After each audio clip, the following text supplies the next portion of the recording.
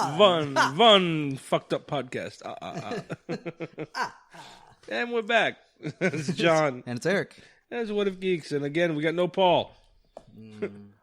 Two podcasters. Didn't go quite like I thought it would. No, not at all. No, great idea. I come up with a fucked up idea, and you're like, let's see if we can't throw some gas on this fire. All right, so anyway, today, Paul's out. So it's me and Eric hanging out. And in the same vein that we did last week, where we talked about zombies for 4 fucking hours, for 4 shows. It was amazing. It was so much fun. We're a little less prepared for this one because zombies are like what we really, really were into. We're going to do vampires and werewolves today. So I think we're going to like just kind of do a brief, much briefer synopsis and talk about these two. We're kind of rolling both into one episode. I had a loose idea of doing some of these little, horror movie icon histories that since we started with the zombies, kind of like had a good time with that. So I want to do another one. Since we had realized, I looked at the schedule, we had a filler area that we needed to do another episode. So we will start off with vampires and then roll into werewolves and just kind of like, some shit about where, how they started and yada yada, whatever. And it'll be a little bit less prepared than the zombie one because Eric wrote an amazing freaking briefing on the zombie one. And I kind of threw this together at the last second when I realized we needed another episode. So the other one was much better written. So good luck with this one.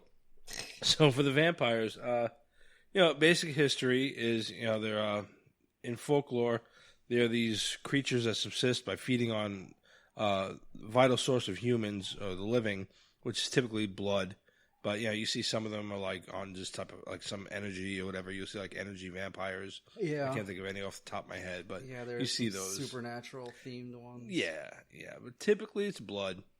Those are sanguine vampires, right? Is that what they call them? Yeah. They're mostly adapted to keep up with pop culture. So like whatever's current in the world, they've kept themselves current, in media. So you see like they've adapted pretty well. Oh, I think my son needs the garage open. All right, stand by. We'll be back. Fun interruption. All right, fuck it. It's never going to get old. It got old. Okay. So sorry. Noah was playing outside, and as you know, we record in the garage, so he needed back in. So couldn't leave him out in the dark. All right. So where the hell were we? You were vampires. You were doing a history, and you were saying, how they keep up with pop culture. Yeah. So, but like beginning back in the Middle Ages, holy shit. The vampire was developed initially by Christians to put down sinners and were, quote-unquote, dead people who were not given a Christian burial, who returned from the dead, and they were cursed to drink the blood of the living. So that was the thing. That's where they initially came from, I guess. They wanted to shame everybody into getting a proper Christian burial. And I guess some of the stuff that added to that was people that they thought were vampires, they were like digging up the graves. And they would find them with, like, protruding teeth and nails and whatever. Yeah. But it was just, like, their skin retracting from their hands and everything. So, but they thought they were vampires. So they were, like, staking bodies through hearts and shit. And finally, like, I think one government, I think it might have been France or whatever, had to, like, outlaw digging up graves. Because they're like, you idiots got to stop. So, but then, you get into, I guess, the most well-known of the vampires is Bram Stoker's Dracula. Yep. He's the big daddy, the granddaddy of all the vampires of folklore. And it was an 1897 novel, and he provided like the basis for most of the modern vampire legend and spawned the entire genre. So that's where you get a lot of your initial tropes of staking through the heart and all that other shit. So I was kind of like, after that, it was a brief little thing of like, some of the, I guess the vampires that stood out to us in pop culture. Like I know, obviously you get like Bela Lugosi is like the person that you think of the most when you think of actually Dracula. You know, because he was the first one back in was it 1941? I had Sounds- I had it typed out right. and it didn't come out. Didn't come out on that one. But yeah, he was like 1941 or some shit. But like all through the 40s, 50s, and 60s, this is the dude that had like all the Dracula movies. Yeah. So I mean, like, there's a shit ton of them online that you can go find. So like everybody that sees, like when you see articles about Dracula and you see a shot from a movie, it's usually Bela Lugosi that you see. After that, I guess around the 70s or so is when the female vampires started coming out. And the fun thing about the female vampires was most of the early ones were portrayed as lesbians.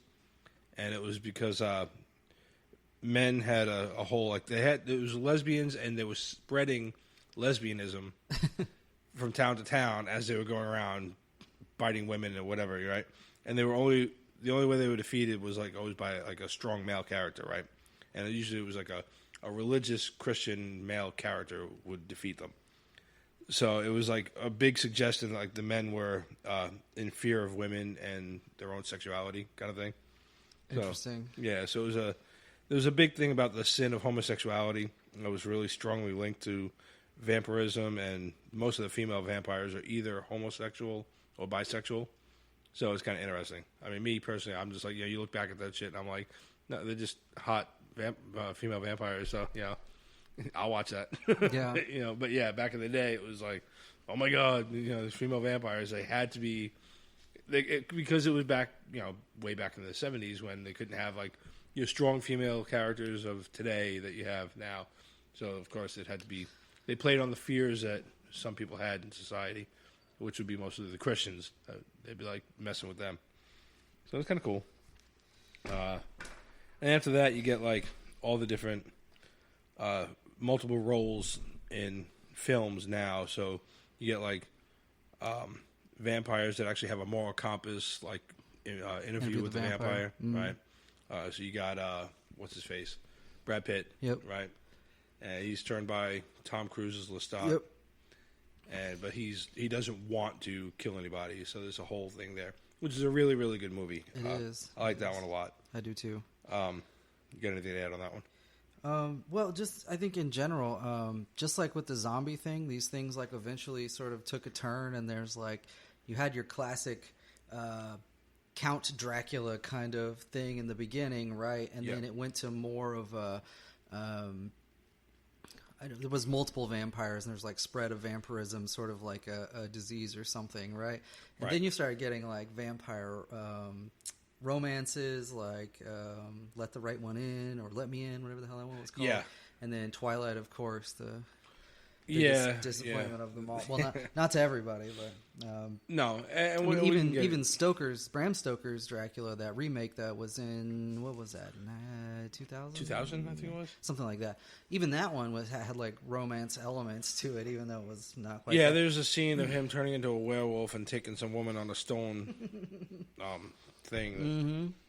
And then for a guy hitting puberty, or you know, a young man or whatever. Okay, you know, it still look kind of hot. Like, it's kind of weird. And then you had I don't know how to feel about this. A slew of the vampire action movies, like all the Blade stuff. And then, of course, Underworld, which is not strictly vampire, and we'll get to that. But I mean, that's another one that's not even a horror movie anymore. It's about action. Yeah, and I think once Interview with the Vampire is like the first one that I remember, kind of twisted the vampire to be more sympathetic. Yeah. And then from there, you lead into, like you said, these other ones where they're not just sympathetic characters, but they're no longer the monsters that they were. Yeah. Right? Where just like zombies never stop really being the monster. There's just other monsters in there, like humans, right? But like we discussed last week. Yep. But vampires have literally stopped, for the most part, stopped being monsters, and now they're like something to aspire to. Which is like one of the things in Interview with a Vampire, like or Queen of the Damned, like the sequel.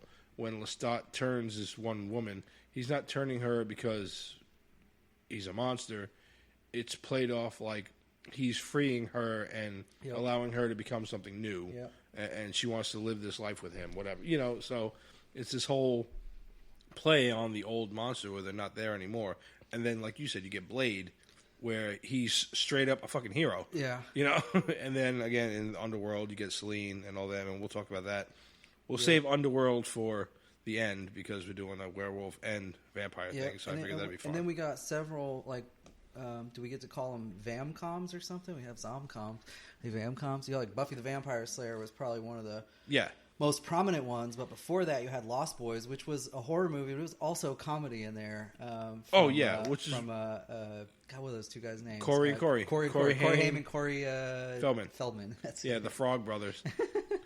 Yeah. And then you even had Corey Feldman doing his best Sylvester Stallone Rambo thing with the bandana. Yes. We hunt bloodsuckers. Yeah.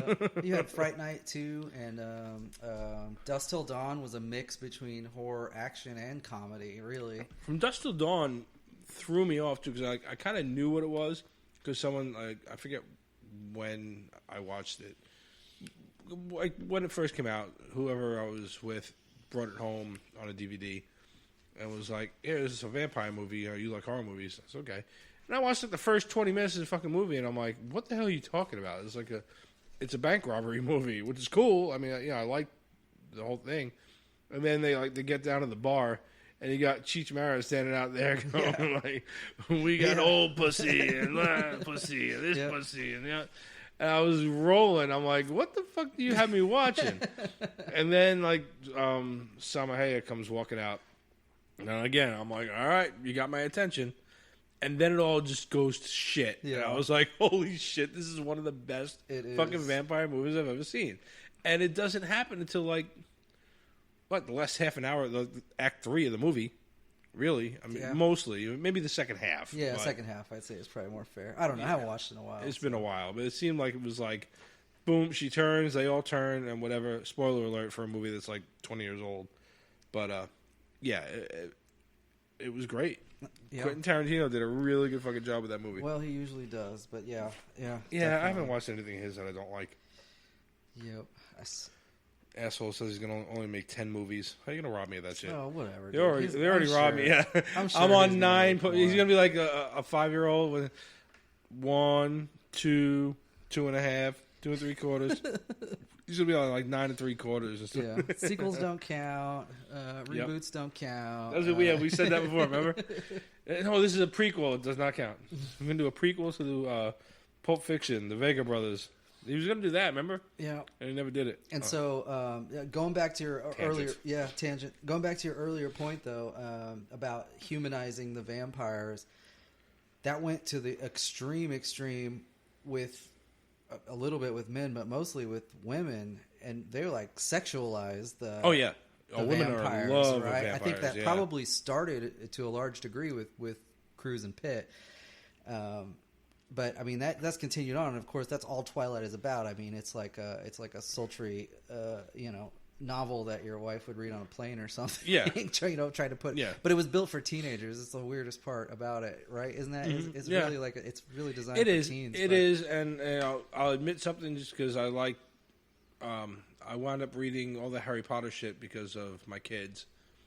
I wound up reading all the Twilight shit because of my kids. Because it was around the house, I started reading it, and I'm just one of those people I have OCD. Like when I start reading something, I keep on reading it, right? So I read all the damn Twilight stuff.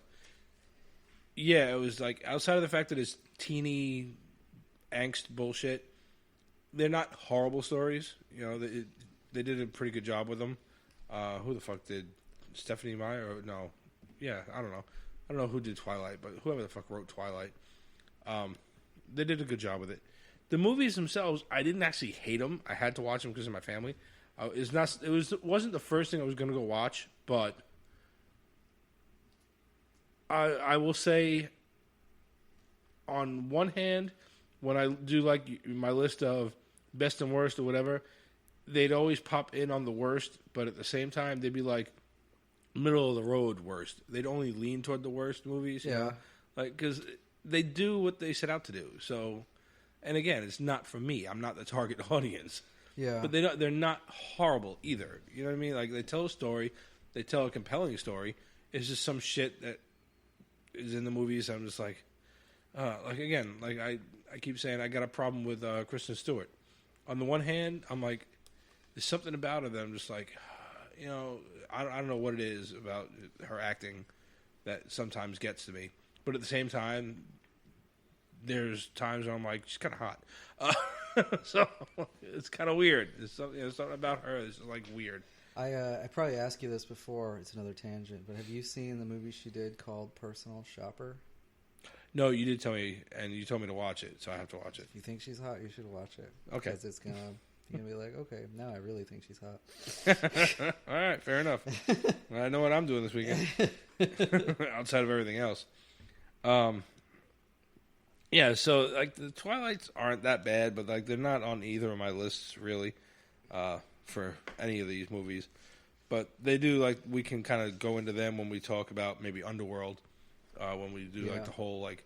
Because the last thing I did last night, as I was finishing this up, was I tried to look up examples of like vampires and werewolves in movies, you know, and a lot of what I came up with besides it was top two was Underworld and Twilight. Yeah, it's the only ones you think of. Yeah. But then you got like Abbott and Costello. Okay. And so like that kind of shit. But now that's how prominent like vampires and werewolves to some extent are. Is like you even had I guess some of the original monsters did team up movies with these like guys like Abbott and Costello, right?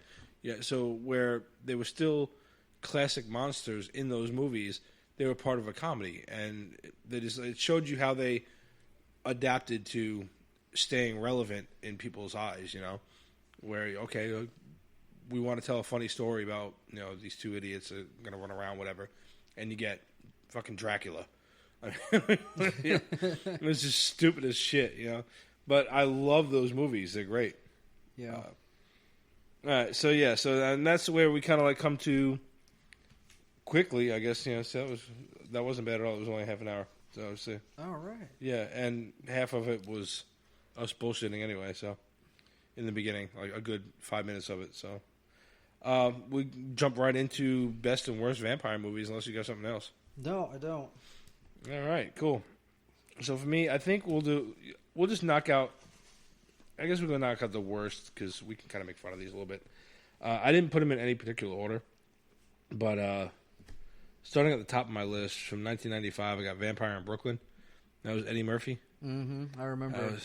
Yeah. I vaguely remember that one. Yeah, and it's just I have not watched it since probably 1995. But it just stuck with me as being so bad that I was like, no. I can almost remember hearing him talking in this dumb Transylvanian accent, whatever. I was like, I guess you kind of going for like a Blackula thing, but it was just stupid. It was really stupid. Yeah, Wes Craven directed that movie. Did he? Yep. See, I didn't I barely did any homework on it to look for it. Yeah. I mean, it was supposed to be funny. I mean, Eddie Murphy only really does funny. But, I don't know if it really came off well. I don't know that I saw the movie more than once either, to be honest with you. Because he's supposed to be, like, from the Caribbean, right? Isn't that what his accent is? I thought it was Caribbean. Yeah. I don't know if he was even trying, but maybe that's part of the comedy, right? I'm not really sure. It might not have been a Transylvanian accent. I'm over here shouting because I'm grabbing beer. It might not have been a Transylvanian accent he was supposed to be doing. I think he was supposed to be Caribbean. I'm pretty sure. That'll work. I'm not positive, but... That's how bad it was. It doesn't fucking matter. I can always look it up. Let's see. Vampire in Brooklyn. Murphy plays a Caribbean vampire, though he's hardly doing an accent. Anyway. Yeah. So there you go. That'll be the next Pirates of the Caribbean. It'll be Vampires of the Caribbean. And it'll be Jesus. Eddie Murphy and Johnny Depp. Yeah. And that's it. Just the two of them. So Blade Trinity. On the list. Yeah. Yeah, and I'm going to caveat this with like kind of giving a sneak peek into the best movies. I put Blade, the original Blade, on the best movies because it kind of like again, it changed vampires for me and made them really cool. And again, you know, like I knew comics, so I knew who Blade was. But yeah, well, they made it an action movie. Yeah, I mean, it was really fucking cool. Really made it an action movie, and The second one was not bad. it wasn't. No, it was good. When you got to the third one, I really wanted to like it because Ryan Reynolds was in it. So you got some of these characters from the comics that are in there now. And what's her face? Jessica Biel. Again, okay, I'm game. But they just, I don't know. It looked like they were too busy trying to push the two of them into the limelight, like almost like they were going to try to like back Blade off after that movie and make it about them, or make a Night Stalkers movie, Right. which would be fine. But they were concentrating, again, much like DC did. Marvel did it back then. They were putting the cart before the horse. You don't build up on these characters and you just thrust them in there, you know. It was like stupid shit, like she wears headphones when she's fighting. Yeah. Yeah, that's just dumb. Yeah. I mean, I get it as a comic book thing, but all right, you're just stupid. Yeah. So, all of Jessica Biel's hotness could not save that. So. But, again, flip side, Blade was really cool. We'll get into that one in a second. Van Helsing. This should technically be on two lists. How's that? The worst vampire movie and the worst werewolf movie. Oh, yeah, okay. Now, while I liked the werewolf in Van Helsing, so we'll, I guess we could save that for the werewolf conversation. I liked that part of it, but I just, overall, the movie was just like, you know? Yeah. And I like Hugh Jackman, and I like Kate Beckinsale.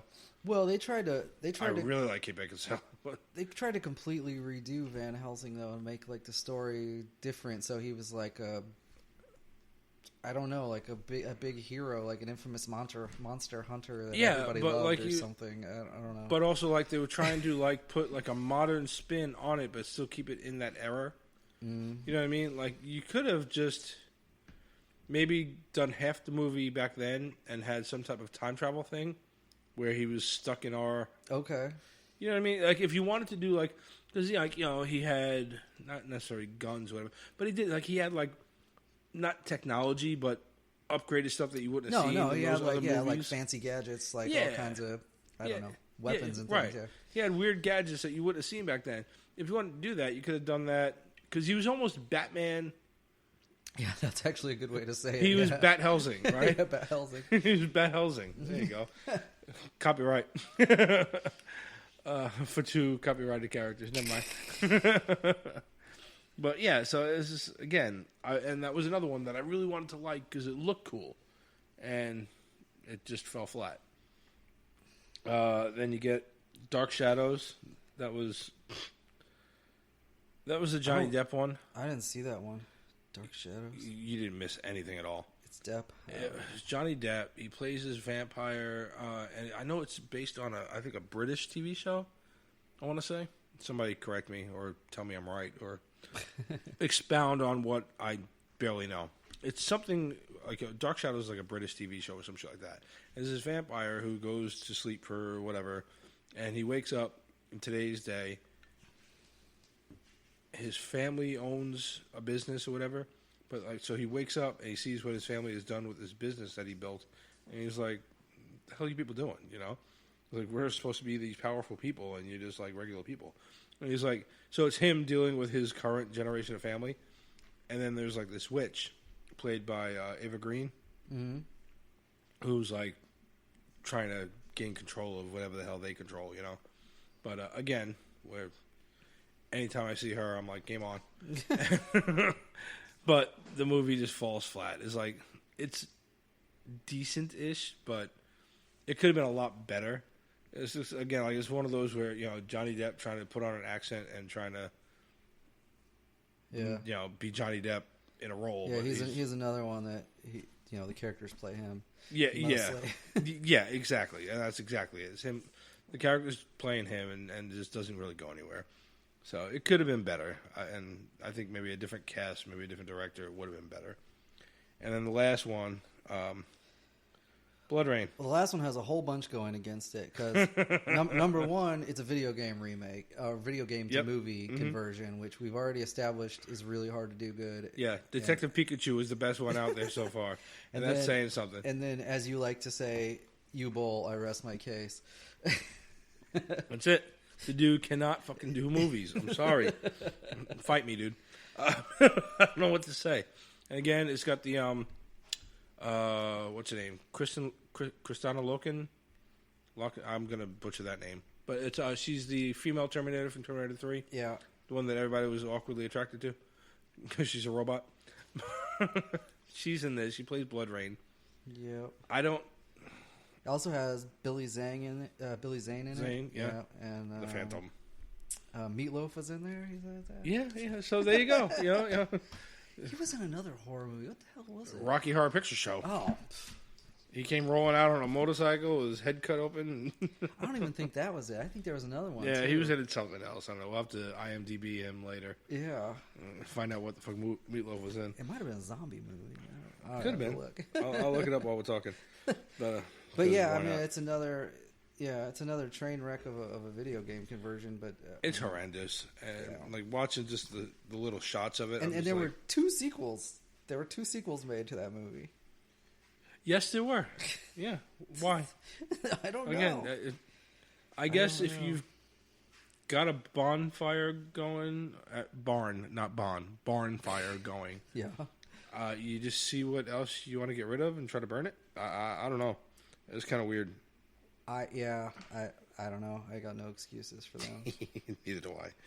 All right, so those are the worst ones, and there have been plenty of bad ones. I just kind of skipped around and played around with the list a little bit. Sure, and that's why I put all of these in no particular order because we were moving kind of quick trying to get this episode ready. But for the best ones, I guess since we already mentioned Blade, we can go a little bit deeper into Blade. As I'm typing in Meatloaf into my IMDb, this ought to be good. Okay, he was in Fight Club. Really? Yeah. I don't remember him being in a Fight Fucking Club. tangent. Oh my god, I'm sorry, guys. Yeah, he was I've in seen Fight Club like 10 times. Where the fuck is he in that movie? Apparently getting his ass kicked. Anyway, not soundtrack. God damn it. Who does it say he plays in that? I don't know. I'll get there on there. Hang on. Oh. He's Ghost Wars Elementary. Oh, he's in some documentaries. Stage Fright. I don't even know. Night of the I don't know what any of this shit is. Come on. Where is he? He was in Glee. Duh. Glee. Well, that makes sense. He's in Monk. I don't know. That's a House. He's in a whole bunch of shit. Oh, he's in Masters of Horror. That's what he was in. Oh, Jake Feldman. Whatever. I know. None of you care about this. I'm going to cut all this out. Blood Rain. Fight Club. He was Bob. Oh, he was a voice. Oh, he was in the video game. Oh, okay. Never mind. So that means he must have been in the movie too, right? I don't know. Whatever. He did a bunch of dumb shit. He's an idiot. Yeah, he was in the movie. Yeah, Robert Bob Paulson. He was in the movie. Oh, I didn't even realize that was him. So that's one of the supporting characters or whatever. The guy with the tits. That explains a lot. that would be Meatloaf. Oh man. Okay, yeah, he was in a bunch of random shit. So there you go. There's your wow. Your tangent down the history of Meatloaf's filmography. Please send donations to. Where were we? We went vampires, the best Meatloaf, so, best vampire movies. That's where we're headed. Yeah. Okay, so Blade. I'm so sorry. It's fucking Eric's fault. I'm gonna blame you. So Blade. So again, what were your thoughts on Blade? I love the original Blade movie. That was fantastic, man. I mean, they really turned everything. If you go in there thinking you're going to see a vampire movie, I hadn't actually read any of the comics before. I mean, I knew they existed, but yeah. Well, from the opening shot of them luring that one dude into their club. Yeah. And then, all the shower heads open up and it's spraying blood everywhere and they start to go after him. Yeah. And then Blade just shows up in the corner and starts fucking people up. It straight up told you, this is not, this is not Bram Stoker's Dracula. This is not Bela Lugosi. You watch this shit. And it just gets better between, the relationship with him and Whistler.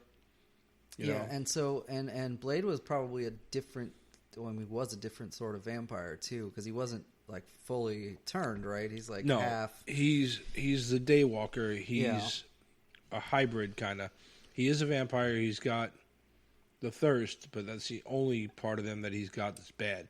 He's got all their power and none of their weaknesses because his mother was bitten while she was pregnant with him, and then she gives birth. So he's turned in the womb or whatever, and then he's born. So he's born a vampire, which is why they're always after him. So, Yeah, I thought it was fantastic, man. I watched that movie a few times.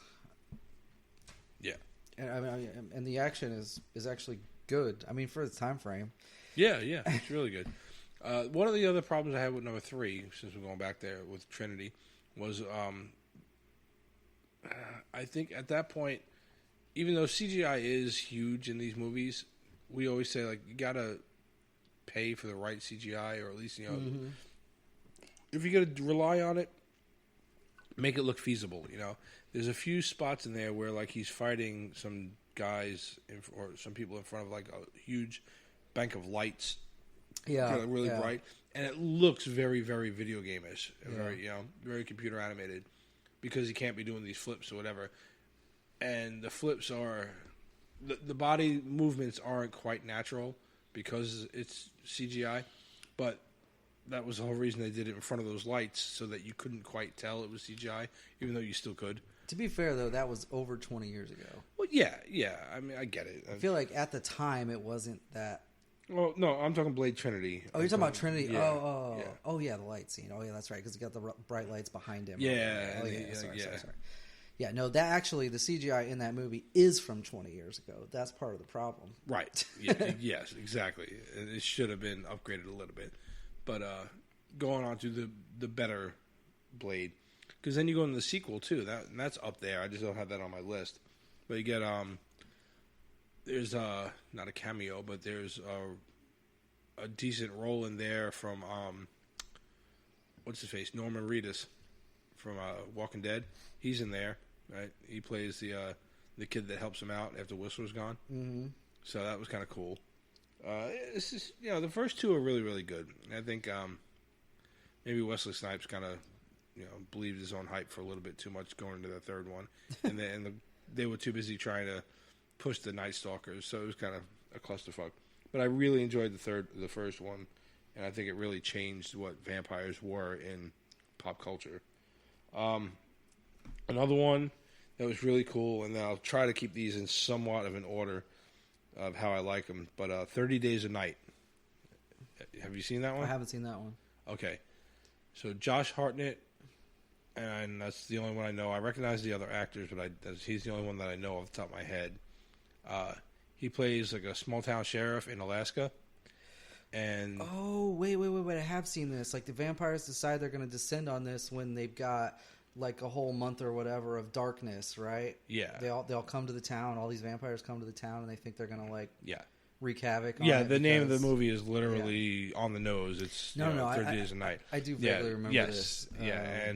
But now these vampires are like the monster vampires. These are like the shrieking, savage, rip apart your baby right in front of you kind of, you know. They do. And then it's funny because there's even a part of it that I remember that I think they tear somebody apart, but he's still alive, and they leave him laying in the middle of the street, waiting to see if someone's going to come save him. They're baiting the people to come save him so they can get more food, kind of thing. You know, so they're hunting. But it's a really good movie. Like, I liked it a lot. It was like, that was one of the newer ones where I was like, "Fuck, vampires are scary again." Because I started getting older where I was like, I didn't think like Bela Lugosi was scary. You know, it was like old school. It was classic, and I loved them. But I didn't think any of them was scary anymore. You know, it was like getting into like horror movies like Exorcist and shit like that. And I was like, yeah, vampires are not really scary. They just turn into bats and they bite people, whatever. And then this comes along, and I was like, holy shit, this is really cool. And this one was based on a comic book. Did you know that? Mm-hmm. I didn't know that either. Oh yeah, there's plenty of shit. That's another thing we'll have to do after the Halloween season. Maybe in between here and Christmas, we'll do like a Christmas gift to ourselves, and it'll be like an episode of what don't you know is based on comics. Yeah. You know, Yeah. kind of going back to our like the things you thought you know but didn't. Yeah, even I'm surprised sometimes. Yeah. Like, oh, okay. Yeah, this one's based on comics. So I guess since you haven't seen it, you're really not gonna have much to say on it. But it's really good. I suggest you check it out. That's one you can check out for this Halloween season. It'd be fun.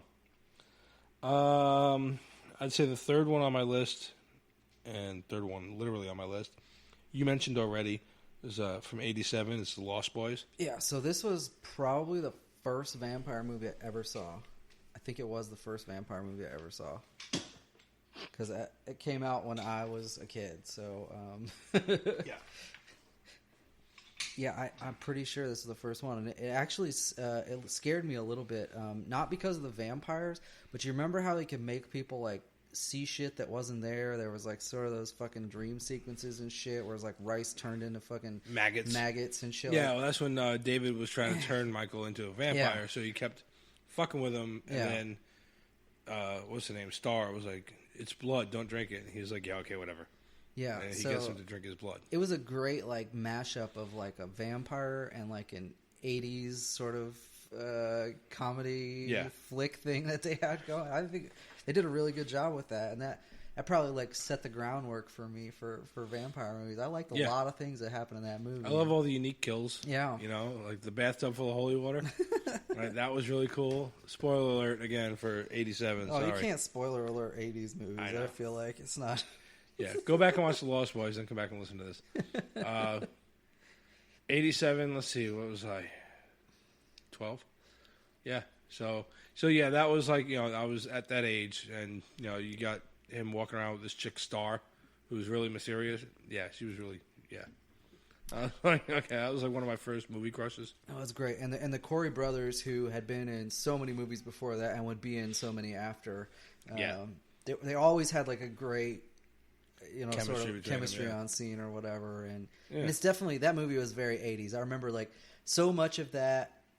If you watch Stranger Things, I know I'm getting off topic here, but Stranger Things, like the way that those kids are in that, like so much of that was how Corey Haim and Corey Feldman were together, and like they were just like sort of nerdy but trying to be cool. Yeah, exactly. I mean, it just all played out perfectly together, I think.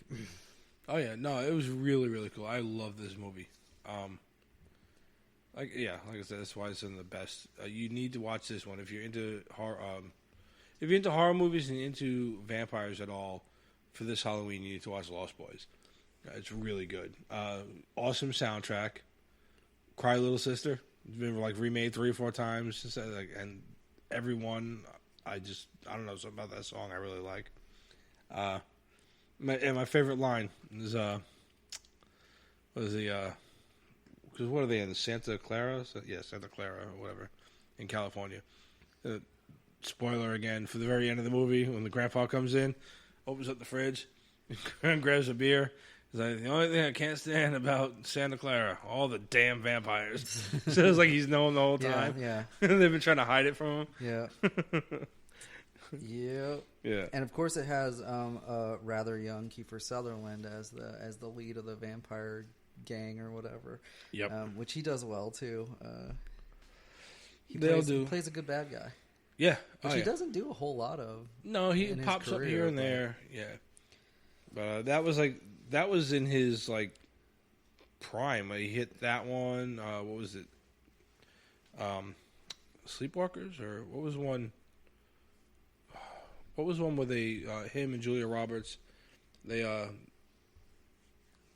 play the doctors that all put. You know the ones we're talking about, right? Yeah.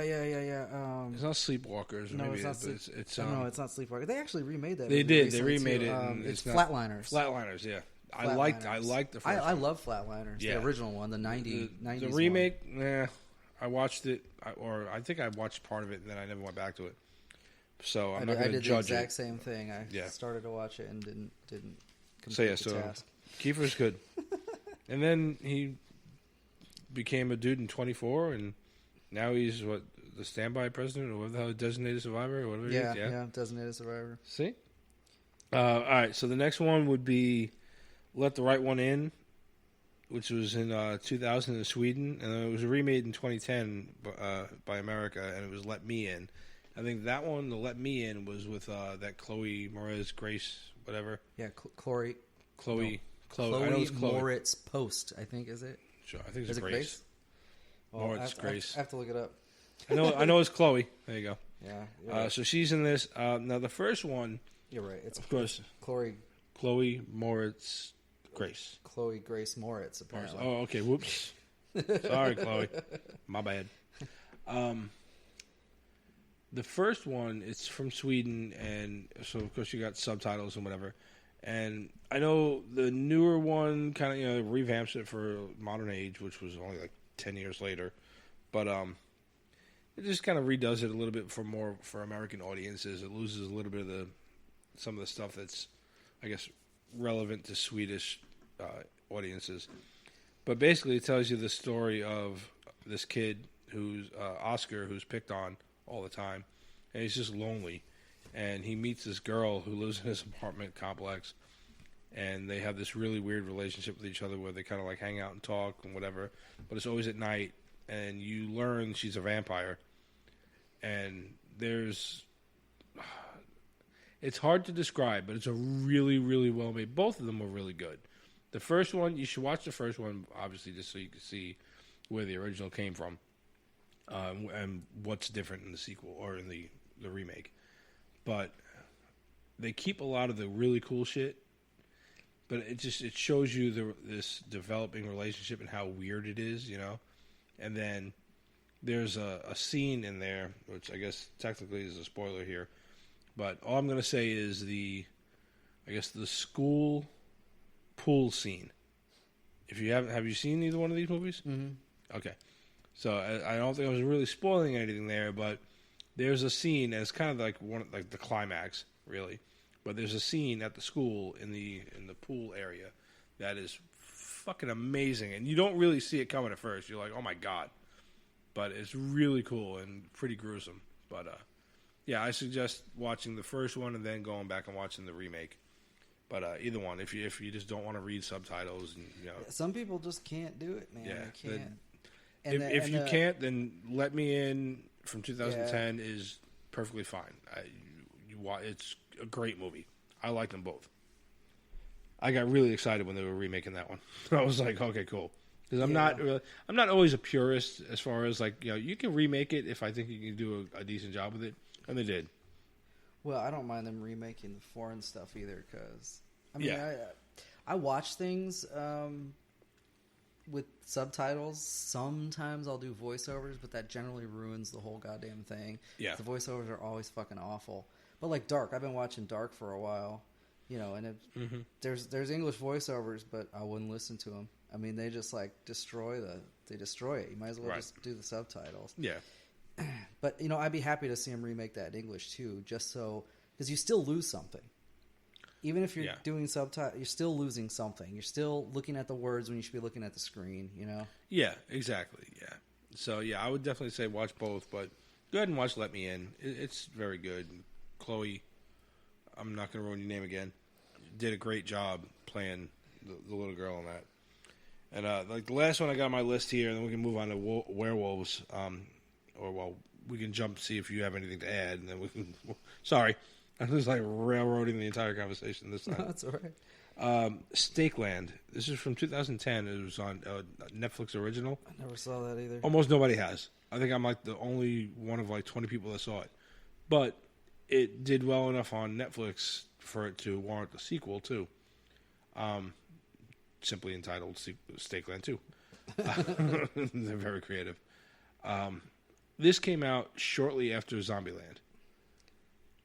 So, kind of picture Zombieland, but made straight for Netflix right before they really, really started dumping a lot of money into it. Uh-huh. So it's not quite A-list, but it's a really, really good, like a B+ maybe, movie. And it's just Zombieland with vampires. Yeah. Which was, as soon as I saw it on Netflix, it was, one Friday night, hanging out, scrolling through Netflix, and I see Stakeland. And I'm like, really? Did you really fucking do this? But you know what? I like Zombieland so much. I'm going to check it out because everybody's asleep. I can sit here and watch a vampire movie. And I think it was around Halloween. So I turned it on. And again, as much as it was almost not verbatim, but it was like it followed all the tropes of Zombieland where it was a dude, you don't know his name, and this kid, you don't know his name, and they go in cross country and they fight vampires as they're going.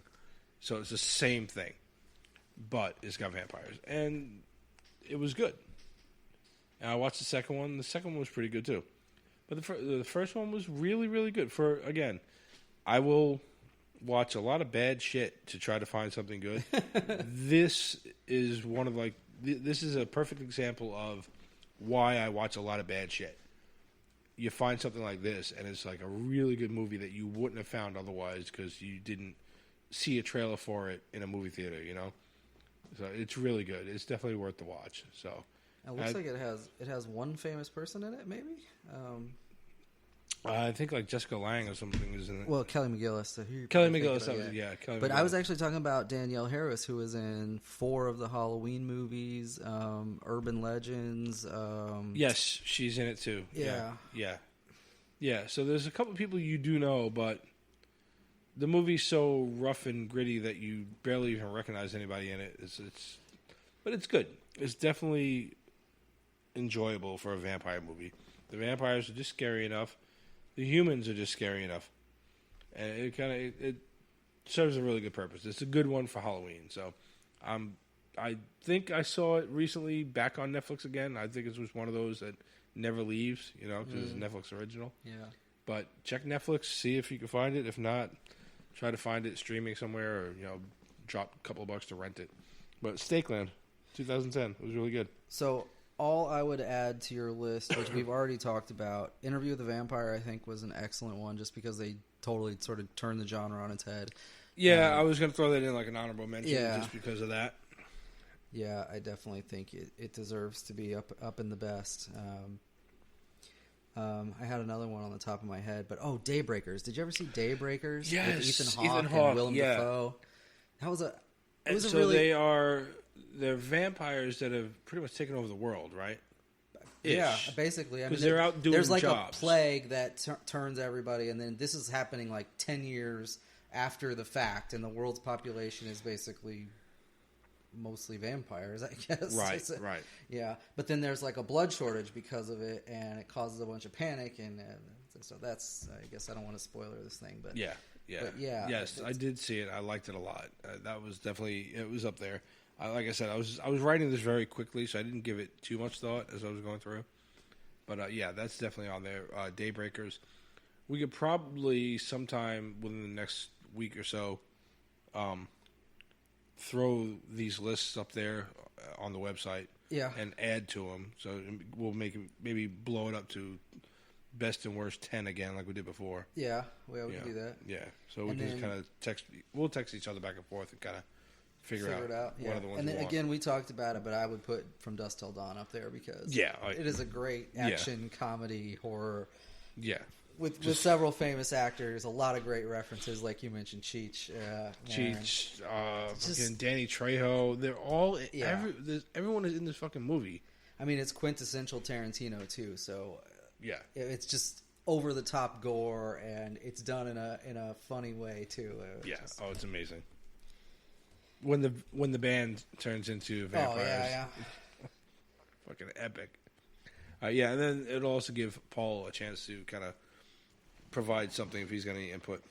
All right, so True Blood. Yeah, this was a show that popped out of nowhere. Well, to me, popped out of nowhere. Yeah, a whole bunch of people were watching it, and go ahead. I can't believe we skipped over it. It just blown my mind. That was another one from a book series, right? Sookie Stackhouse. Yep, the Sookie Stackhouse novels. Sookie. I think Sookie Stackhouse. Sookie. It's very southern, and that's part of the draw to it. But man, did they do a good fucking job with that series? And I mean, everything about it was like the way they started it was like. It wasn't obvious vampire stuff going on, you know what I mean? It was like... Yeah. something's wrong. People get murdered. It's like, but you don't quite know what's up. And then you kind of get you do get an initial, like, they start to walk you through it in the beginning of the series where they're like, okay,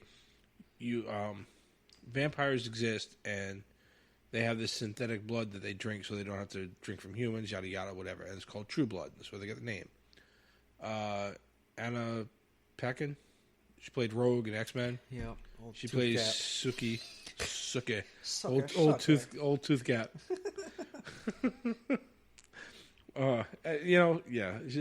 Again, like, not one of those ones where I'm always like, damn, okay, you got my attention. But she's real cute, and they do play her up in later episodes when you're watching the show. They're like, oh, okay. All of a sudden now she's got, like, this tension about her that you're like, she's very innocent in the beginning of the series where she's like in love with this vampire, maybe, whatever. Bill Compton. Compton, yeah. And I forget who plays him, but I've seen him before too. But he grew in popularity because of the show. Stephen Moyer. Yeah, so he definitely, like, everyone lost their shit on him on this show. A handful of people became pretty famous because of this show. It was very, very, very popular. I just remember the first couple episodes watching this, and I was like, they're cranking up, like, they're dropping off the sophisticated sexuality of Interview with a Vampire, and they're going straight, like, sexual vampire in this show. Yeah. And it gets deep. Yeah, there was even, like, a whole sex club thing dedicated to the very first episode had, like, like somebody's wife or whatever was screwing a vampire, and because he's a vampire, he moves very quick and very powerful and whatever. So, like, the whole, like, she's got a sex tape, and you remember that? Like, he's got her tied up. Kind of, yeah. Yeah, like, that's the first thing I remember about the show. I was like, what the fuck am I watching? Dude's got her tied up, and he's all, like, just taking her, and he's moving really, really fast, and I don't know. It was really weird. But it was a good show. I mean, I fell off it after a while, but I watched the first couple seasons. It started to get, like, super crazy, fantastical, nutty soap opera. Yeah, everybody had a power, and yeah, it was getting a little extreme, but you didn't know where you were going with it. But the early series was really, really good, really good. Yeah, they did fantastic. I watched this with my wife probably for the first 3 seasons or 4 seasons, maybe. We were on it. Nice. Nice. Yeah, no, it was really good. I enjoyed it a lot. And that was another one that kind of, like, pun intended, revamped the vampire lore. Yeah. Like, with the whole synthetic blood and whatever.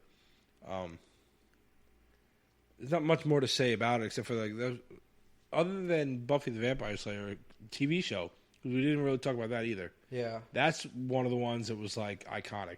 True Blood is an iconic TV show with vampires. Outside of, like, the movies like Lost Boys and Interview with a Vampire, and, like, there's certain things that you think of as iconic, like Bela Lugosi, right? Mm-hmm. You lump these things in there with them. True Blood and Buffy, right, are 2 shows that are huge. So I guess we can jump into the Buffy thing real quick. Old man puns intended. So I didn't watch the series though. I didn't watch the whole thing. I watched parts of it. They took I want to say a B movie with Christy Swanson and Luke Perry. Because that was the whole thing. It was Luke Perry from 90210 was going to be in this movie. Yeah. Oh, so everybody went to watch it. And it wasn't bad, but it wasn't great. But the groundwork was there. And I guess it was Joss Whedon, right? I believe it was. Yeah. Check. Because in my memory banks, I always mix his name up with J.J. Abrams, but it was Whedon. Because J.J. is the movie one. But Whedon does movies too, but still. So he takes Sarah Michelle Gellar and a few other people. Yeah, Joss Whedon, you're right. Yeah. And they do Buffy the Vampire Slayer, the series. And it becomes this cult thing. That's like... Yeah, I think it ran for 6 or 7 years. It was a long time. It ran so long, and then when it ended, the fans didn't want it to end so bad that I forget what company, but like Dark Horse or somebody came out with a comic and made like the next 2 seasons in a comic. Oh, nice. Made like 1 or 2 seasons in a comic to continue the story. But there were all kinds of things. I remember there was a point where, season cliffhanger, Buffy died, and then then she comes back, or whatever, because Buffy. But I remember reading there was like, or hearing people talking about it, because I didn't watch the whole thing. I watched a handful of episodes because it's supernatural shit. I like that. And, again, Sarah Michelle Gellar's in it, so I'm going to watch her. The rest of the cast played really good, or really well with each other, whatever you want to say. It was a good show. It was really good. There's a reason why it was so popular. They did a really good job, really fun job with a lot of the stuff. So I know some of the stuff got really old with, she's in love with a vampire. She didn't know he was a vampire. Now he's a vampire. And all this bullshit, but it's CW shit. Yeah. So it's always the same shit. Yeah. It's the same reason I love Supernatural, but I can't stand it because it's the same shit. All right, can you move on from the same like subtle story arcs? Just kind of go. You do the same thing. You don't learn. But other than that, it was a really good show. The episodes I saw were cool, and I know that's another one that kind of like really put vampires in the forefront. So, and if you haven't seen it and you want to, all 7 seasons are available on Hulu. There you go. And somebody we know just bought out the rest of Hulu. So it's going to be combined with... there's a combo package that you can get that somebody I know already paid for. That, ironically, I got a text this morning. Did you already buy Disney Plus? I said, no, but we need to. Okay, fair enough. Just checking. So I think she paid for it today. But yeah, you get the package. Did you get the package deal, or did you just get the Disney Plus? No, I just got the Disney Plus. So what did you pay for it? $7.99. All right, because I think I paid for the first. No, actually, I paid for the first year up front, which it was $70 to do the whole first year up front.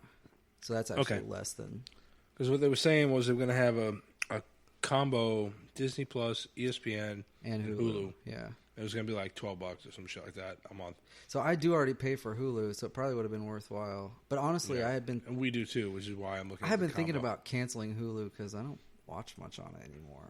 Just very but little. I think with Disney owning more of it now, Yeah. because they already owned a good I think portion they'll of probably end up being more Fox properties on Hulu than we see now. You're going to find all the fucking Simpsons. Yeah, well, They're going to be on Disney Plus, I know. Yeah, that's one. Well, we can get into more of that on the Geekly Weekly later. Yeah, okay. But because we're straight up tangenting, but since you mentioned Hulu, we figured it was a good way to wrap up the vampire show for the second or third time now tonight. I'm going to have to go back and edit all this bullshit. But yeah, this is a clusterfuck. It started as a 2-parter, and both parts now are 2 separate episodes, so yay. So we now we have officially covered everything we can think of for vampires. I'm really glad you mentioned True Blood though, because I had it in the back of my head that we were going to talk about it when we got to TV, and then we never got to TV because I didn't write it down. See, this is why you write these things. Mister, I got to travel for work and shit. So that's everything we got on vampires. Hit us up. Let us know what you guys think. I